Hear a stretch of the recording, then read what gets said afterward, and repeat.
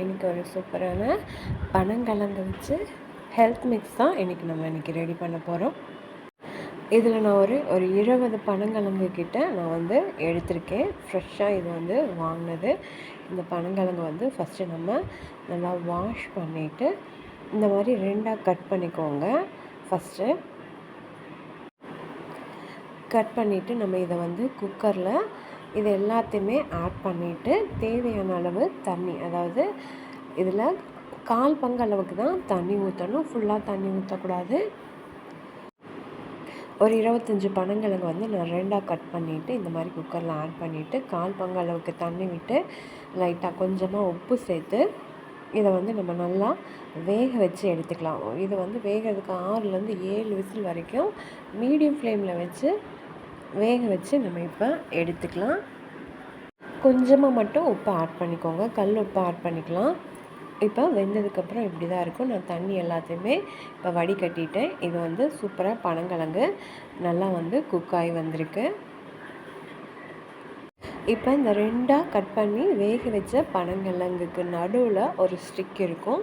அதை வந்து நம்ம வந்து எடுத்துக்கணும். அதே மாதிரி அடியில் இந்த ஓரத்தில் இதையும் கட் பண்ணி எடுத்துட்டு மீதி எல்லாத்தையுமே சின்ன சின்னதாக கட் பண்ணிக்கலாம். அதாவது நம்ம இப்போ எதுக்காக இதை பண்ணுறோன்னா வெயிலில் காய வைக்கிறதுக்காக நம்ம இப்போ இதை ரெடி பண்ணுறோம். அதனால் உள்ளே இருக்க ஸ்டிக்கை நம்ம வந்து எடுத்துடலாம். இந்த மாதிரி 2ஆக பிரிக்க வந்துடும். உள்ளே வந்து ஸ்டிக் இருக்கும். அதுக்கப்புறமா அதை எடுத்துட்டு இந்த மாதிரி நம்ம வந்து கட் பண்ணி சின்ன சின்னதாக பனங்கிழங்க கட் பண்ணி எடுத்துக்கலாம்.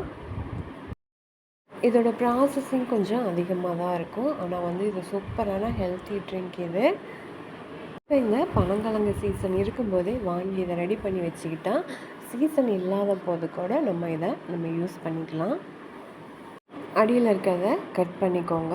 உள்ளே இருக்க குச்சியை மறைக்காமல் 2 பக்கமும் 2ஆக கட் பண்ணியிருக்கனால 2 பீஸ்லேயுமே இருக்கும். உள்ளே இருக்க குச்சியை நம்ம எடுத்துடலாம். ஆனால் இப்போ பார்க்க நிறையா இருக்க மாதிரி இருக்குது. ஆனால் கட் பண்ணி நம்ம காய வச்சு எடுத்துட்டால் கொஞ்சம் தான் இருக்கும். நீங்கள் வந்து இன்னும் நிறையா கூட நம்ம இந்த மாதிரி வேக வச்சு இந்த மாதிரி ரெடி பண்ணி நம்ம எடுத்து வச்சுக்கலாம். இப்போ இது நம்ம சின்ன சின்னதாக கட் பண்ணி நம்ம எடுத்துக்கலாம். உள்ள இந்த 20 பனங்கிழங்கை வந்து ரெடி பண்ணுறதுக்கே இதை கட் பண்ணி எடுக்கிறதுக்கே எனக்கு வந்து ஒரு 1/2 மணி நேரத்துக்கிட்ட டைம் எடுத்துக்கிச்சு.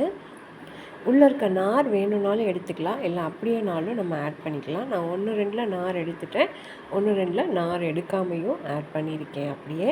இப்போ இந்த மாதிரி நல்லா வந்து ஸ்லைஸாக கட் பண்ணதுக்கப்புறம் நம்ம இதை வந்து நல்லா வந்து பொடி பண்ணுற அளவுக்கு நல்லா காஞ்சி வரணும். அந்த அளவுக்கு நம்ம காய வச்சு எடுத்துக்கலாம். நான் இதை காய வைக்கிறதுக்கு எனக்கு 3 நாள் ஆச்சு. 3 நாளுக்கு அப்புறமா இதை வந்து நான் காய வச்சுட்டு 1, 2ஆக நான் வந்து தட்டி எடுத்திருக்கேன். அப்படியே வந்து மிக்சியில் போட்டால் அரைப்படாது. அதனால 1, 2ஆக நல்லா வந்து தட்டி எடுத்துட்டு அதுக்கப்புறமா நம்ம வந்து மிக்சியில் போட்டுக்கலாம். அதை வந்து அப்படியே பவுட்ரு பண்ணி கூட ஃபில்ட்ரு பண்ணி எடுத்து வச்சுக்கலாம். நான் இப்போ அந்த பனங்கிழங்கோட நான் வந்து பாதாம், முந்திரி, அது இல்லாமல் பூசணி விதையும் சூரியகாந்தி விதையும் வந்து நான் ஆட் பண்ணியிருக்கேன். இது அளவெல்லாம் ஒன்றும் இல்லை, நம்மளுக்கு விருப்பம் போல் ஆட் பண்ணிக்கலாம். இதுக்கப்புறம் இதை வந்து நம்ம வந்து கொஞ்சமாக அடுப்பில் வந்து பேனில் வச்சு கொஞ்சம் கருக்காமல் நல்லா மொறுன்னு அரைப்படுற அளவுக்கு அந்த ஸ்டேஜுக்கு இருந்தால் போதும். அந்த அளவுக்கு மட்டும் இது கூட வறுத்துக்கலாம். அது கூடவே சுக்கு, ஏலக்காய், மிளகு இருந்தால் ஆட் பண்ணி அதையும் வறுத்து சேர்த்துக்கோங்க. டேஸ்ட்டு சூப்பராக இருக்கும். இப்போ ஃபஸ்ட்டு வந்து பனங்கிழங்கு வந்து நல்லா வந்து இந்த மாதிரி நல்லா அரைப்பட்டு வந்திருக்கு பாருங்கள்.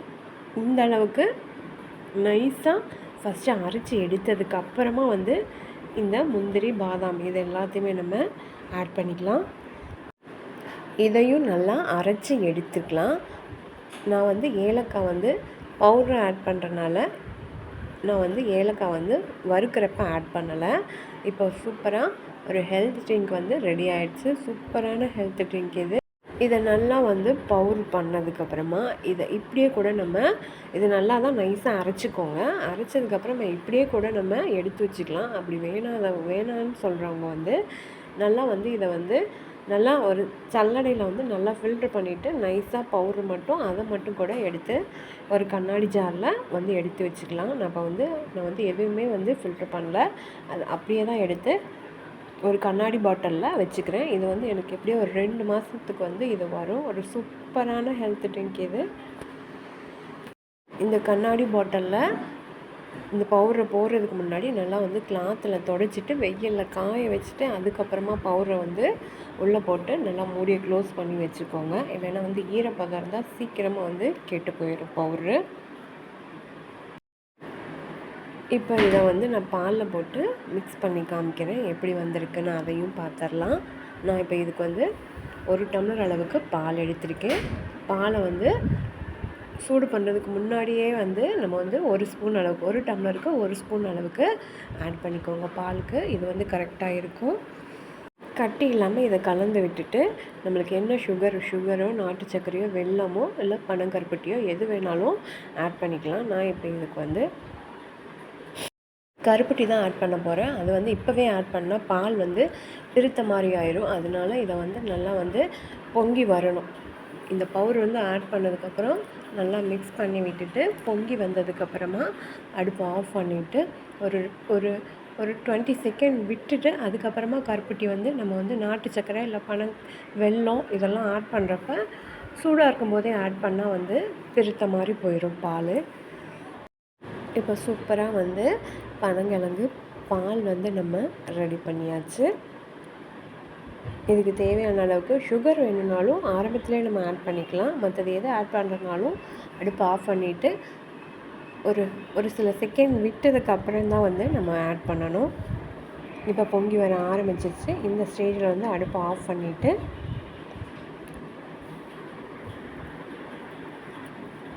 இப்போ வந்து நான் வந்து இதுக்கு வந்து துருவி வச்சுருக்கேன் ஏற்கனவே கருப்பட்டியை. அதை வந்து இது கூட ஆட் பண்ணிவிட்டு இதையும் கலந்து விட்டுட்டு இப்போ இதை நம்ம வந்து ஃபில்ட்ரு பண்ணிக்கலாம்.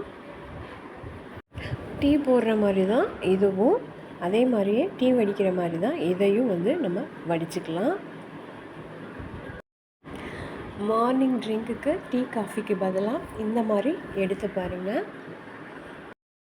இதில் வந்து நம்ம பாதாம், முந்திரி, ஏலக்காய், சுக்கு இது எல்லாமே ஆட் பண்ணியிருக்கனால இதோட டேஸ்ட்டுமே வேறு லெவலாக இருக்கும். நீங்களும் இந்த மாதிரி ட்ரை பண்ணி பாருங்கள், சூப்பராக இருக்கும். இந்த ரெசிபி பிடிச்சிருந்தா நம்ம சேனலை சப்ஸ்கிரைப் பண்ணிவிட்டு இதுக்கு ஒரு லைக் போட்டுக்கோங்க பிடிச்சிருந்தா. அப்படியே உங்களோட கமெண்ட்ஸில் மறக்காமல் சொல்லுங்கள். தேங்க்யூ. நெக்ஸ்ட் ஒரு ரெசிபியில் பார்க்கலாம். பாய்.